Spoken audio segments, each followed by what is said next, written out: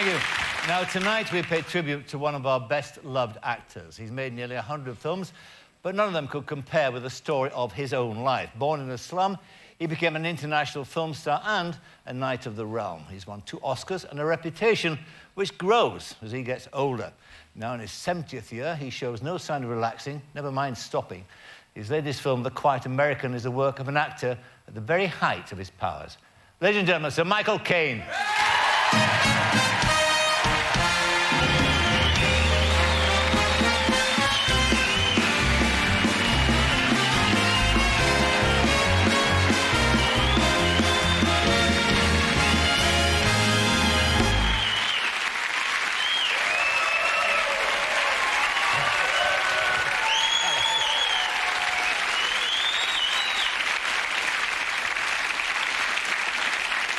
I think you can safely assume you're among friends. Yes, I am. Sir Michael, I've not seen you since you got tapped on the shoulder by Her Majesty. Congratulations. Thank you very much. Do people treat you differently now?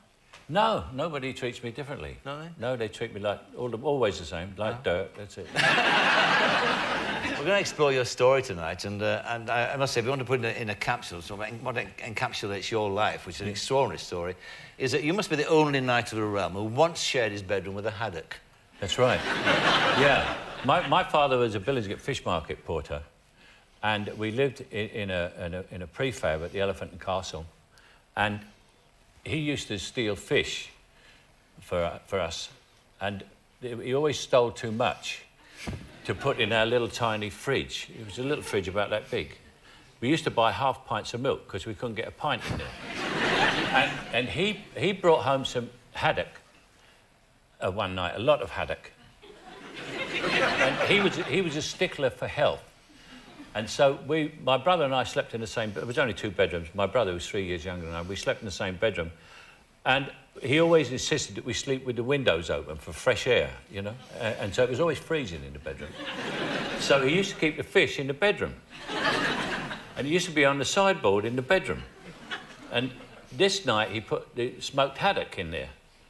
And what I didn't know is the smoked haddock is covered in phosphorus. And so in the middle of the night, I woke up to go to the toilet, and there was all this glowing at the end of the bed. I thought it was a ghost. It's a true story. If you put haddock in the dark, smoked haddock, if you have any, go and do it now. Turn the lights out, you'll see it glows, just like a ghost. And it's frightened the life out of me. And I stopped eating fish. I still don't eat fish. I thought you were going to say not many people know that, Michael. No.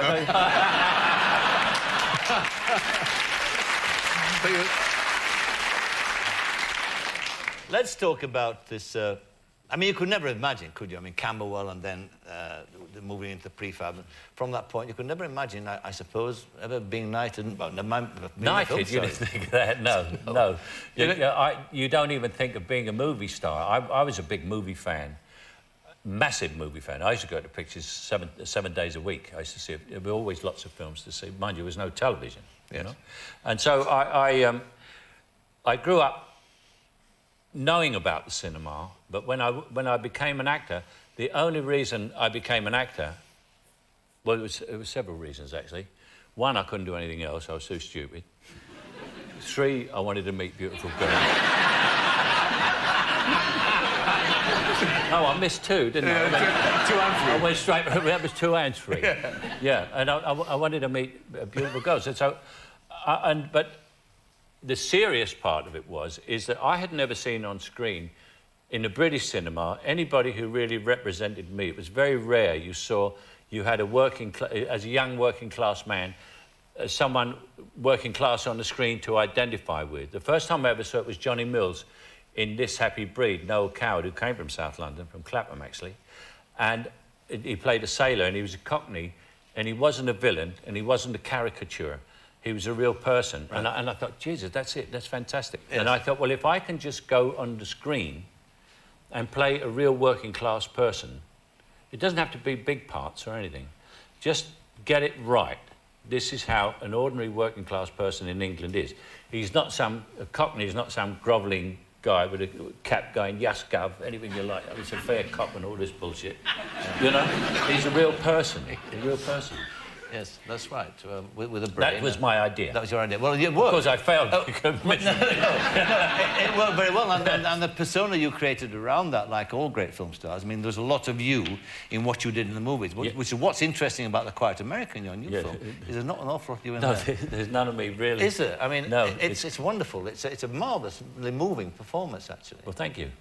Yeah, I mean, it was a thing that I was very fortunate to get a part this good when I was old enough to do it and then experienced enough to make the most of it to my abilities. I mean, there are obviously other actors who could have done it better, but I did it to the greatest of my abilities. When that film finished, I had nothing left. I just came home and sat there, and I said to my wife, I said, that's it. I just sat there and I didn't watch television. I just said, I've done it. You know, I don't want to do anything else at the moment, not for a week or so. That's a long time for a layoff for you, mate. Yeah, a week. yeah. When you look back at it, I mean, now are you satisfied with it? Now you've seen it back. I mean, are you happy with it? Yeah. And where do you put it in the canon of your work? Where do you think it is? The best. You think it's the best? I do too. Yeah. Yeah, I think it's a marvellous performance. You play Fowler, who was this journalist who stayed on in Saigon, hanging on in there, and he meets. It's Graham Greene's story, of course. Yeah, Graham was an editor for Time in Vietnam at that time, in Saigon. Yeah. And you met him too, didn't you? You met Graham Greene? Yeah, because I did the honorary consul. And I was sitting in a restaurant, and he came over to me, and he's a very imposing figure. He was 6'5", and suddenly there's this man up there, and I said, yes. He said, Michael Caine. I said, yes. He said, I'm Graham Greene. And I knew what he thought of the film. I went, oh, shoot. Then he told me. And my food was cold by the time he finished. Now, you're in your 70th year, as I said, which made you actually too old for this part, doesn't it? Yeah, he was 55. Yeah, that's right. 55. But what I did is I dyed my hair and got a lot of makeup and everything. And lost some weight and just put blue eye drops in and hope for the best. But it works, you see. There's nothing incongruous about it. I mean, it has to work because you have... Part of the film is the relationship you have with this beautiful girl, this 20-year-old Vietnamese girl. Yes. Who's called, what's her name? Who? Do Hai Yen. Do Hai Yen. Yeah. God, she's gorgeous, isn't she? She's really gorgeous, yeah. But when I first saw her, we were in rehearsal, and she walked in, she had no makeup on, and she didn't speak English, for Pete's sake, you know, so we couldn't... And she looked about 12. And she was so small, I felt like a building. But she and Philip Noyce worked together, the director. I mean, he got a performance out of it, and I must say, Hyen worked like really, really, really hard. By the end of the movie, she spoke very good English. Yes. And that's only 12 weeks. Yes. She was incredible, I thought. Do you enjoy doing love scenes? No, I never did. Do you? No, they're very awkward to do. Are they? And I know everyone says, oh, yeah, I bet it's awkward. You know what I mean? But it's really... And this is particularly awkward in as much as a difference in age. You know, it could have been... It could have gone wrong. Are you embarrassed by them, or what? Is that the... Well, no, I mean, I remember we used to do love scenes where, they're always artificial. Either the girl is topless, right? And her boobs are out, and no one's looking at you, they're looking at her tits. Right? Or else it's completely artificial, and the sheet's like an L-shaped sheet. And it comes up here on the guy and comes up to there on her. And it's got this thing like that. And she's moving about in the bed with a man she's been married to for 20 years, trying to hide her bosom. From who? Yes. You know? Yes. 150 technicians, that's who. You ever got carried away, though? No. Go on, Michael, you can tell me. I'm an old mate. Go on. No, not until the end of picture party. No, you never have a romance during the movie. No. Yeah, because that way, the man always comes off worst. I've seen it a dozen times. You'll see an actor in a movie, you'll say, oh, he wasn't very good in that. I love that actor, and he was really a good actor. But he was sort of subdued. That means he's screwing the leading lady. It's true. I could mention, but I'm not going to. No. I don't want to get sued by two parties. What about the location there? You shot that in Saigon, didn't you? Yeah, we shot it in Saigon, which is now known as Ho Chi Minh City. Ho Chi Minh was the leader of the Viet Cong, who retook his land. And we shot it in Hanoi, and a place called Hoi An. Were they welcoming? Lovely. Oh, really? Yeah. Oh, they're absolutely smashing. They're such nice people. It's quite amazing, you know. And I used to look at them and think, you're all Viet Cong. And what you do with soldiers, it did the same with me in Korea when I was young. I was in Korea when I was 19 with the Americans. And you dehumanize the enemy. Like there was called the Charlie. They were just called Charlie, the Viet Cong.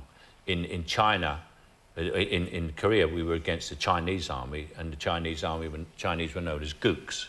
And you always get some word for them which dehumanizes them. You know, you don't want to kill a Chinese man, but you can kill a gook, and that's how they work on your psychology. Yeah. You were an active soldier, weren't you, in Korea? A national serviceman, but you I was a national serviceman, yeah. I was an infantryman. An infantryman, beetle yeah, crusher. They tried to get rid of me. Yeah. What kind of action did you see? Mostly patrol action. It was like the First World War. Trenches on either side, and then in the middle there's no man's land, which each side tries to control at night, you know? So what you get is you get bombardments all day long, and then if you're not lucky, you get sent out in the middle to control no man's land. I was not very good at that. Well, I never controlled a great deal of no man's land. I mean, the problem that you face there, which not many people have to face, thank God, in their lifetime, is it's a question of your own fear, your own courage, isn't it? You have to come to terms with that. I got, for me, it was rather like an initiation, like in, say, in the Maasai, you know, they give you a short spear and say, go and kill a lion to prove you're a man. And to me, if you think, every man, I'm sure, every person, you think, if I was in a dangerous situation, would I burst into tears, or would I run away? Would I be a coward and shame myself? And it's a very important thing as a young man I accidentally happened to me in Korea when we got to a position, it was 4 of us. There's always little patrols go out, reconnaissance. I mean, give me a break.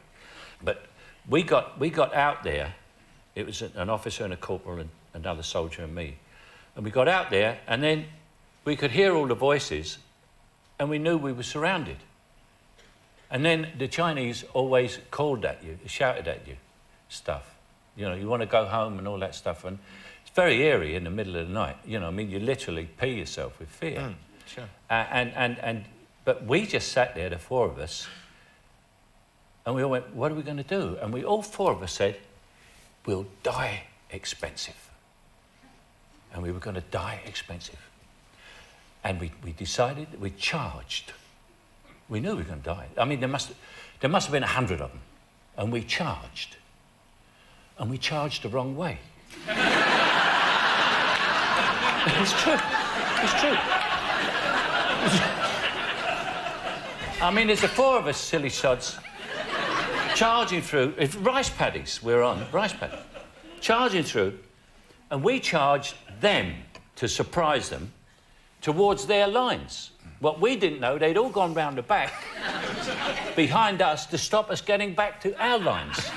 You know what I mean? And we just kept running and running. I mean, we ran all night. I mean, we just ran and ran and ran, and we kept running. And then when we realised we were going towards them, we took a left turn. Let's run over there. We run everywhere.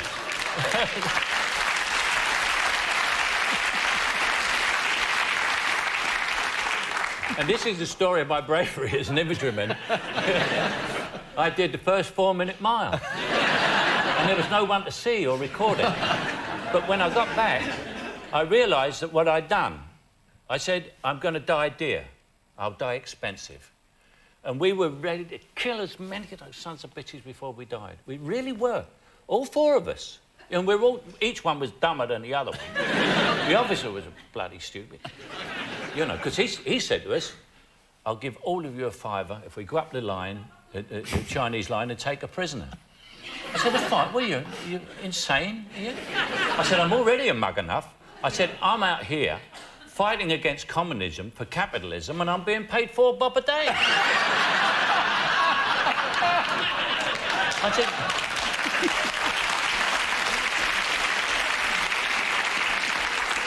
I said no, so we never went. But nonetheless, I mean, did you find it a valuable experience? Oh, it's an extremely valuable experience because I knew then that any situation in my life, you go against me, it's going to be dear. You may win, it's going to cost you. It's going to cost you, I don't care what it is, anything. And also, I suppose that something like that, as an actor, you draw on all that, don't you? Oh, my God, yeah. Oh, it's incredible, the things you can draw on. And, you know, you can draw on abject terror, for a start. I know how to do abject terror. And I tell you what I do know, which is in the film, how to do shot horror. What do you mean when there's a shot in the film of me when the bomb goes off? When the bomb goes off, and I start to look around. Yeah. That comes straight from the first time I saw bombardment results in Korea. Comes straight from that. That's interesting. Because Stanislavski, which is what that doesn't mean you all mumble and scratch your armpits like Marlon Brando. Stanislavski is sense memory, right? Sense memory. You go back to something in your real life. I mean, like, I can burst into tears at a drop of a hat. I just go to one place in my life, which I won't mention, but I go to one place in my life and I'm bang, gone. You're doing it now, I nearly went then. Because no, I did. I thought of it. I thought of it. You see, you can't do it. You can't mess about with those things. It's like the tools. It's like a surgeon's knife. You know, if I tell it, I'll blunt the scalpel. Yes. You know, and then the next time I do an operation, it won't be there. It won't be right. Fascinating. I was going to ask you about that later on, about the technique of film acting. But in the meantime, then, all right, so therefore, you've been in the army, and so therefore the part that actually brought you to attention, you made films before, yes. But the part that really made your name was Zulu, wasn't yes. it? Yeah, Zulu. And there, of course, against type, you played the top, didn't you? You played the officer. I played the officer, yeah, and everybody thought I was like that, everyone was so shocked when they met me, this Cockney guy had played this toffee-nosed git, you know. and I based him on several officers that I knew. And I also used to have lunch every week in the officers' mess of the Coldstream Guards. And I knew how officers behaved with privates, because I had that relationship, which had abominably, right? But I didn't know how they behaved with each other. And Stanley Baker and I were playing fellow officers. So I had to get that way of doing it. Right. So that's why I used to go to the officers' mess and just observe how they treated each other, which was very, very well indeed. I mean, that of course started you off on the road to stardom. Let's talk a little bit about Mum and Dad now, because Dad missed out, didn't he, in a sense? He died, my father died of cancer when I was in a real state. I was out of work. I just got separated from my wife. My marriage was a disaster, my first wife. I had a little baby, it must have been about a year or 18 months. And the whole thing, you know, there are periods, it doesn't rain, it pours, you know? And it was incredible. It's just one thing after the other. I couldn't believe it, you know? And it was very strange because I just did a picture called Last Orders, in which I die of cancer in St. Thomas's Hospital. And if you see it, I'm very good, because my father died of cancer in St. Thomas's Hospital, and I just copied his death. That's sense memory, carried to an extreme. You don't normally want to do it, believe me. I'll bet. But that is one of the extremes of sense memory that I've used. Yes. You nursed your dad, didn't you? You nursed him. Yeah, I did. Yeah. But, you know, it was quite fast, 5 weeks. Yes. From sort of lumbago. We were rubbing it with lumbago, and it turned out to be cancer of the liver, which, of course, could be cured now, but then it couldn't. Yes. No. Yes. Do you get a sense now of unfinished business with him, in a sense, because he died? Yeah, it was very strange, because my father was a massive gambler, really terrible horse race gambler. And after I finished a couple of pictures and I had some money, I bought a house at Windsor next to the racetrack. And after I bought it, it was right next to Windsor racetrack, they said, you do realise that there's a deed that goes with the house where you have your own gate through to the racetrack free. And I went and found this little gate, and I thought, that's there for my dad. There was another deed in the one where the Queen had the right to go through the back road of my property. True, she did. I used to see her. She'd come through in a Land Rover, because she used to go to the races there. And there was this road at the back, and you'd go out, and there'd be the Queen going through in a Land Rover. It's a true story. You can't make this stuff up. I'm not that clever to make this stuff up. And she'd say, hello, Mr. Caine, how are you? I'd say, very well, ma'am. Doff my hat, yeah. Grovel a bit. I hope we get a night or one day. That's where it started. Oh, that's how you do it. That's how I do it. That's how you do it. My secret's out now. She came through my garden. And what about Mum in all this too? Because she was a remarkable girl. Now she lived to see your success. Yeah. In fact, she had the fruits of your success because you bought her a house. Yeah. She got everything that she needed eventually. But I mean, she was a child lady, and it's very funny because her forewoman in the child lady business was Mrs. Nellams. Oh. You see, and Mrs. Nellams, and my mother's name was Mrs. Micklewhite. And they're both talking to each other, and we were both famous, but our mothers wouldn't give up the jobs, you know? And I was begging my mother to give up child lady because, you know, I was already a millionaire. My mother's cleaning floors. I'm saying, for Christ's sake, give it up. She said, I'll have nowhere to go in the mornings. So Mrs. Nellams and Mrs. Micklewhite, my mother, are talking, and Mrs. Nellams said, my son's a famous rock and roll singer. And my mum said, oh, really? My mum said, my son's a famous actor. And Mrs. Nellams said, what's his name? She said, Maurice Micklewhite. So I never heard of him.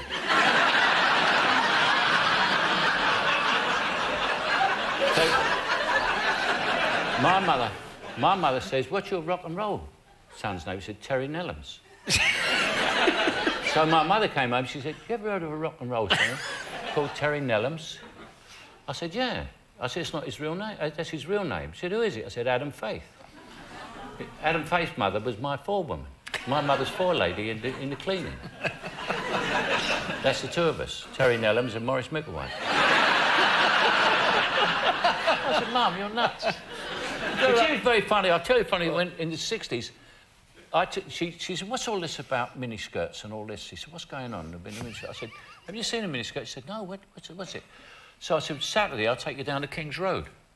And we walked down to King's Road. I said, here's one. It's the first one. Here's one now. And this girl walked along with a mini up to here, you know. So she goes by, and my mother looks at her. So we walk on a bit, and she never said a word. So I said, well, what do you think, Mum? She said, if it's not for sale, you shouldn't put it in the window.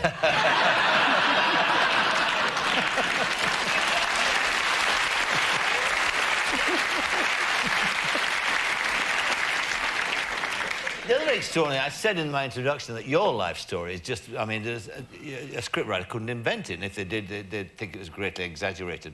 Because it wasn't until your mum died that you discovered you've got a brother, another brother. Yeah, she had an illegitimate child before she married my father.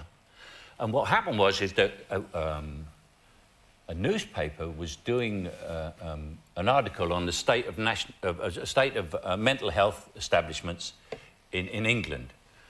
And unbeknownst to me, my half-brother, he had what they used to call in there, another lady who was a bit more bright than him. You couldn't understand what he said, but you could understand what she said. But she was his, like, girlfriend. And the man who I think it was from a newspaper, got together a group of them who were a bit more lucid, the more brighter ones, among which was my brother's girlfriend. And he was talking to them. Now, unbeknownst to me, my mother had visited him every Monday, with the exception of the war, for 50 years. Always on a Monday. She'd go shopping Monday afternoon. She always came back with just a couple of things which she grabbed, you know? And she visited him for 50 years. And she always had, this was later told to me, my mother was dead by the time I found out this. Yes, I know. She was gone. She had 2 or 3 years. And then the matron at the hospital, I said, well, how did this all keep quiet? I mean, the nurses never said it came out in this newspaper. So she said, well, your mother used to bring a Bible. And every new nurse had to swear on the Bible that she wouldn't tell anyone that this was Michael's brother.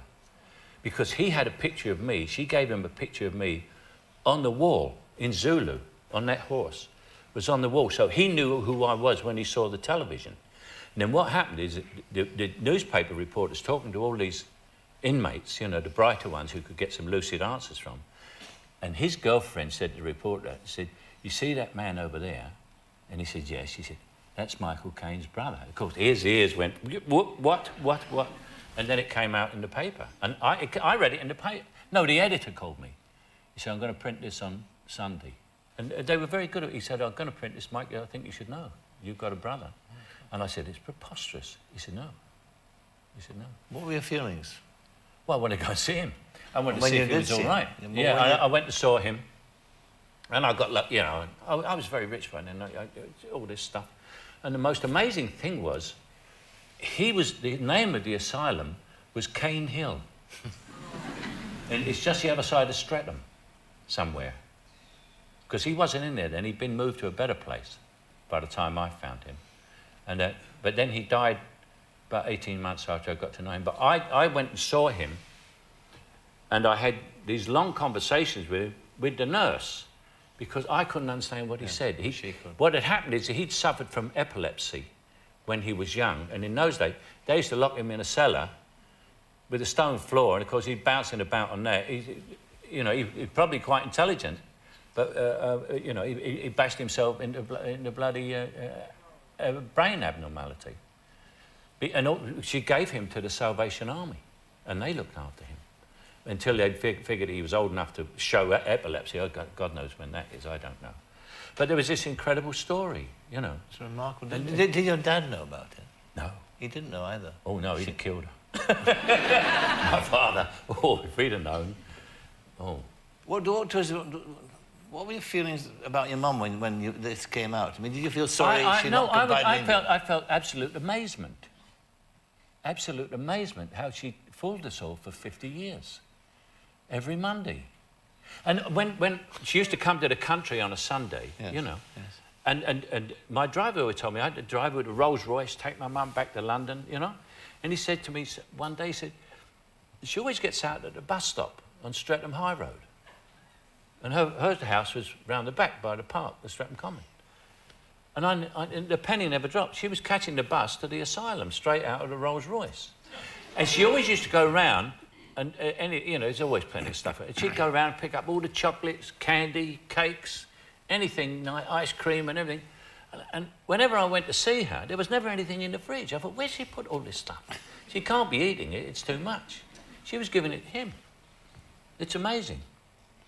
And I suppose that at the time she was born in Victorian times, was she your mother? Oh, yeah, yeah. So that would be... My mother was born in 1900. So it was beyond the pale to have an illegitimate child. Isn't it awful that certain circumstance of the time dictated that she kept that terrible secret that she thought it? Some of the most successful people I know are bastards.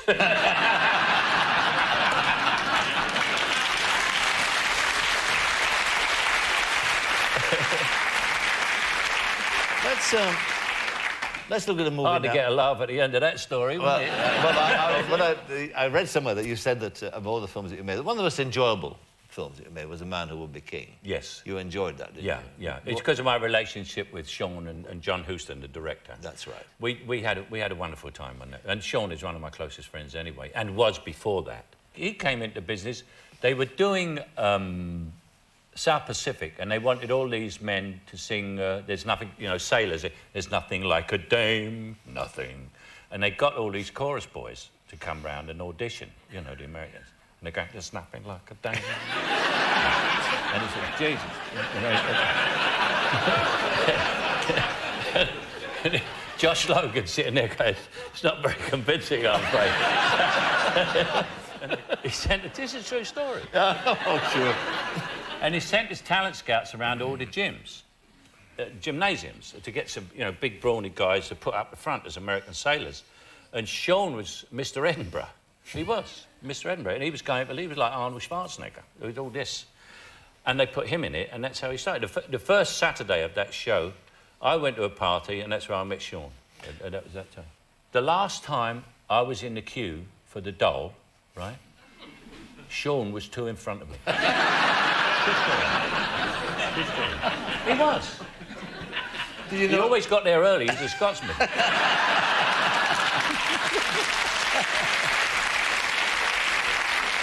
dear.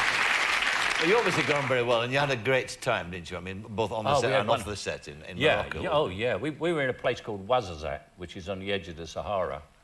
And there was they said, there's a disco here. We said, oh, really? It's a disco? Oh, that'd be fun. So we went to this disco, and it was all guys dancing with each other. Not because they were gay, but because the women are not allowed to go out. It's a very Islamic area, the Sahara, believe me. And so we thought, who should we dance with then? And then our chauffeurs said, well, you dance with us. So we were dancing with our chauffeurs. As you do. As one does. Yeah. And Sean's chauffeur, that's quite difficult to say. It's a good job I didn't have a drink before. Sean's chauffeur was quite nice looking. But mine was really ugly.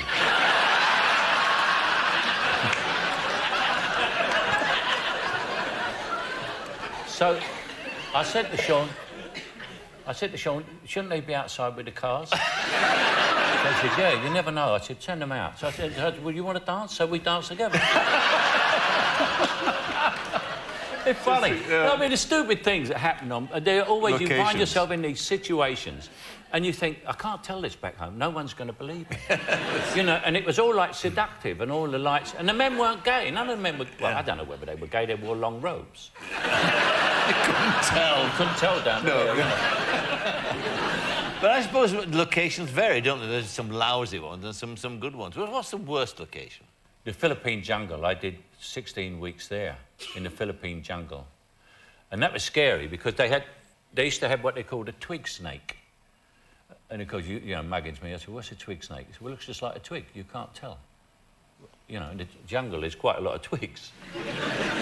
And so, well, how are we going to get in the jungle? He said, you wait and see. And they brought these little native men in loincloths out, and they could smell these snakes. And they went through, just pushing the way for our path, going through, smelling the bloody snakes. And I said, supposing one of them's got a cold.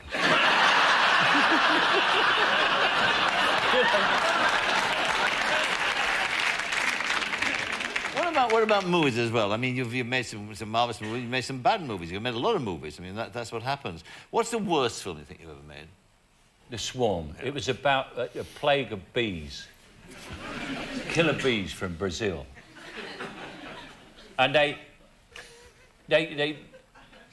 screwed up the special effects. I mean, you know, I was doing acting against a blue screen. But we did have 1.5 million bees, which we worked with, right? But they'd had these immigrants sitting in bloody laboratories taking the stings out one by one. It's true. It's a million. And every now and then you hear someone on the set go, ow! And you go, there's a hot one, there's a hot one, they missed one. But the first time they let them out, the first time we were like all scientists and everything. I mean, Hank Fonda and Dick Widmark, I mean, I'm not there with a load of Carl Morden, I'm not there with a load of morons. Yeah. They all did it. But then I got the blame. And we're there in the white overalls, and then they let the million bees out. Now, what we didn't know is bees do not relieve themselves in their own habitation. They wait to get outside. Now, bee poop is very small, obviously. But if you get 1 million of them... and we're looking there, and there's a sort of thin haze of brown over there. I always saw it as a foretaste of what the critics were going to do to us. And they did. Oh. It's a strange business that you're in. I mean, all these extraordinary situations you find yourself in.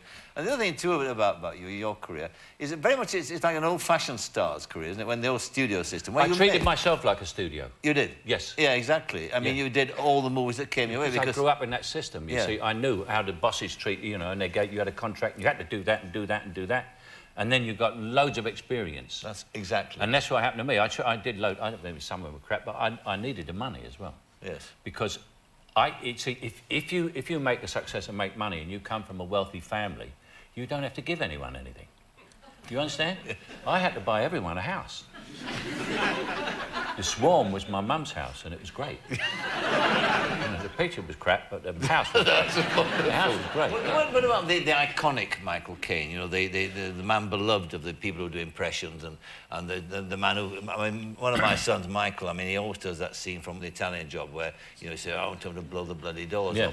I mean, where did that come from? The voice, for instance, when you... Did you find a voice? Someone asked me about that, so you're sort of iconic and all that. I said, it's not iconic, it's we're back to where I started. When I was looking for someone in the movies to identify with, there wasn't anybody. It was Americans, right? Not American movie stars, but working class, Jimmy Cagney, Yeah, Humphrey yeah, Bogart yeah. and all that. I just represent, I mean, Englishmen on the screen were always sort of, they were either sissies, neurotic, gay, effeminate, afraid of women, having nervous breakdowns, everything. They were always absolutely fallible, especially where women were concerned. Now, I came on, I was Alfie, right?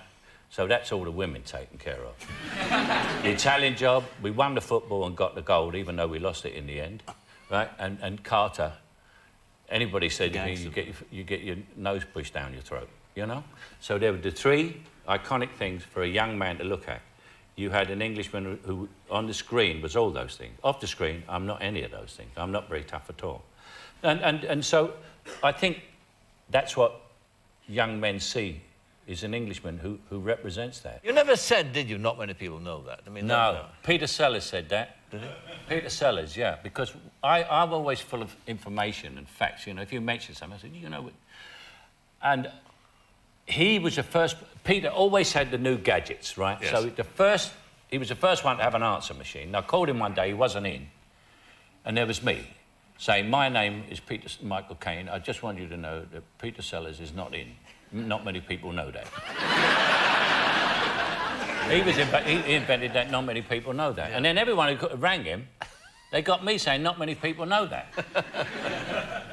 Let's talk a bit more about the film career. I mean, you mentioned one or two people you worked with. You worked with some giants. Lord Olivier. I mean, you worked with him, didn't you? Yes. What kind of an experience was that? It was fascinating, and we became great friends. But Larry was the great man of the theatre. You know what I mean? And in the theatre, everybody's there to get the great man's performance. You're just there. It's all sort of grovelling and everything. And we started the film together, and after about a week, he said, I thought, Michael, I had a servant in you. I see I have a partner. Oh, really? I said, yes, Larry, you do. You have a partner. I said, I think you're the greatest actor in the world, and you're a much better actor than me, but you are going to have to go as hard as you can, because I am never going to let you off, and I'm never going to let you down. I will go everywhere you go with you. I said, and I know my position, but I'm not succumbing to it. And we became tremendous friends, tremendous friends. I don't suppose there was much he could teach you, was there, in the sense, because... Not about the movies, because he was a stage actor. Exactly, that's precisely my point, because you're a screen actor, and he wasn't that. He had some lovely stories. He told me once, when they dropped the atom bomb on Hiroshima, he said, he was working for Sam Goldwyn. And Sam Goldwyn didn't have a great command of the English language. And it was great headlines, an entire city wiped out by one bomb. And Sam called Larry up to the office, and he had this Los Angeles Times, you know, one bomb, Hiroshima, gone. And he said to Larry, Larry, that atom bomb is dynamite.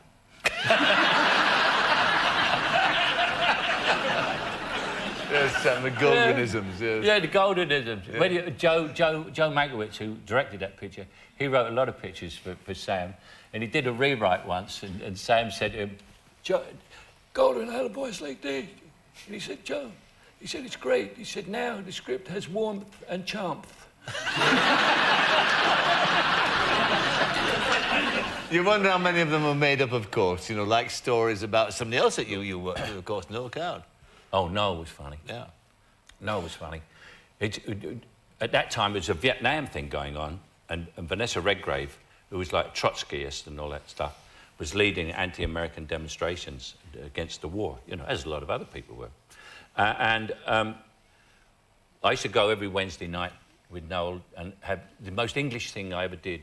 I used to go and have dinner with Noel in the Savoy Grill every Wednesday night, and anybody else who happened to be around. And then one day, and they used to do Vanessa used to do these sit-down demonstrations outside the American embassy. And one day, in the grill, Vanessa came in. And Vanessa's about 6'1", you know. And I said to Noel, it's Vanessa Redgrave over there, look. She said, Jesse said, she's very tall. She says, good job, she's a communist, gives her lots of opportunity to sit down.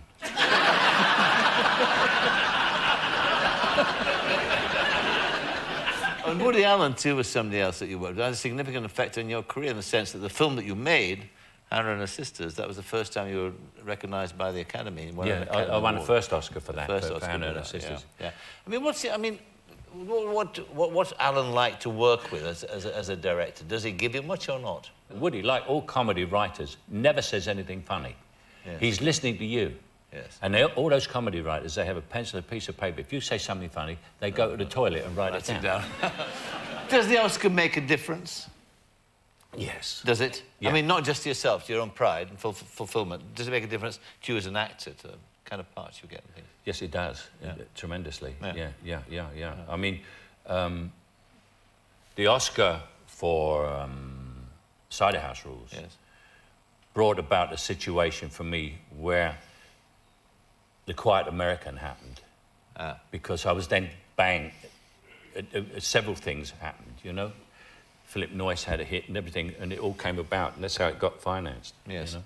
So that means it means better parts and better parts. better. Yeah. Oh, so, yeah. but what about the future, though? I mean, as I said, you're in your 70th year now. The future. Well, at the moment, I'm doing a picture. It may not look like it, but I'm doing a picture in Austin, Texas, with Robert Duvall and Haley Joel Osment, the little boy from Sixth Sense, who's now 14. He's not so little anymore. And then I'm going to do a picture.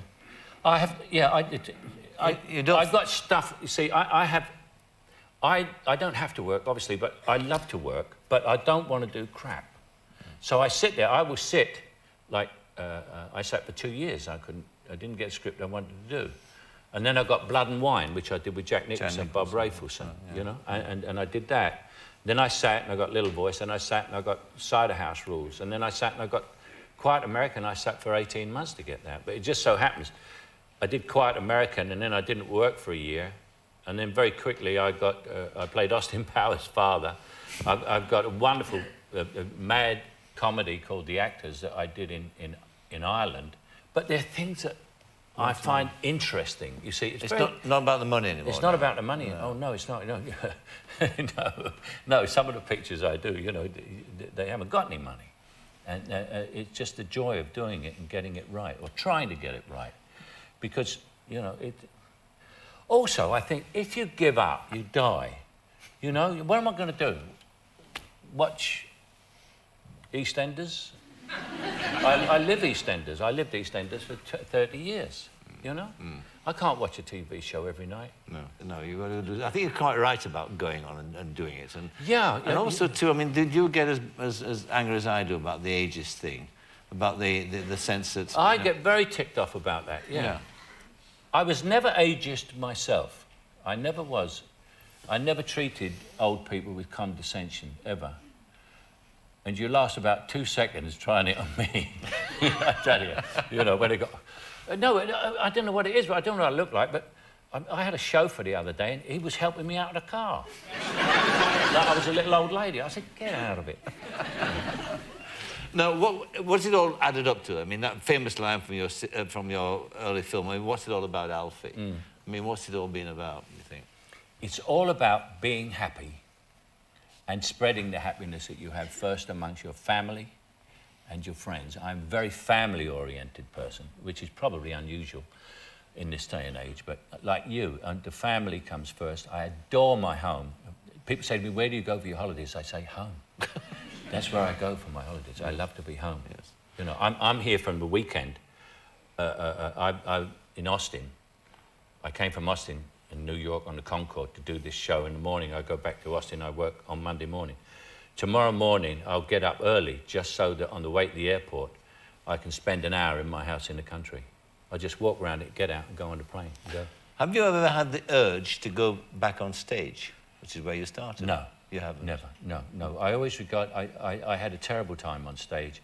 It was a terrible thing for me, very rough. I was a very shy person, and to go on stage for me was torture anyway. And I always regarded the stage as a woman who always treated me badly, no matter how well I treated her.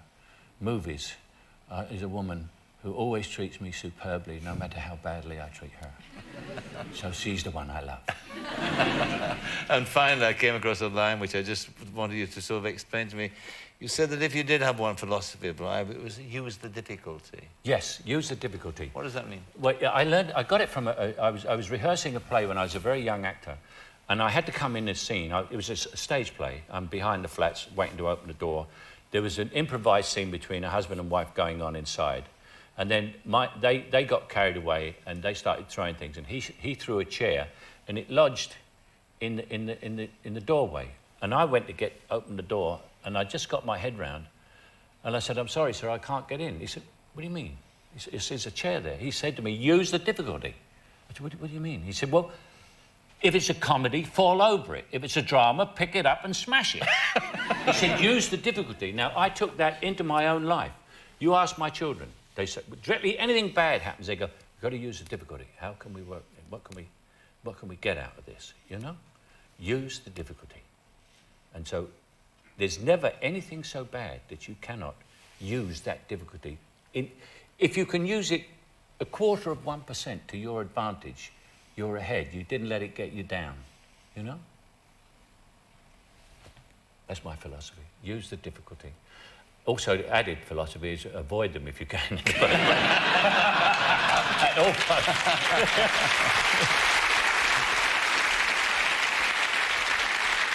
I've enjoyed talking to you. I waited to do this one-man show for a while, and I'm glad that we finally got around to it. I think the film, The Quiet American, is a very grown-up movie. I think it's your best work. So. But in the meantime, Sir Michael Caine, thank you very much indeed. Sir Michael Caine, thank you. Thank you.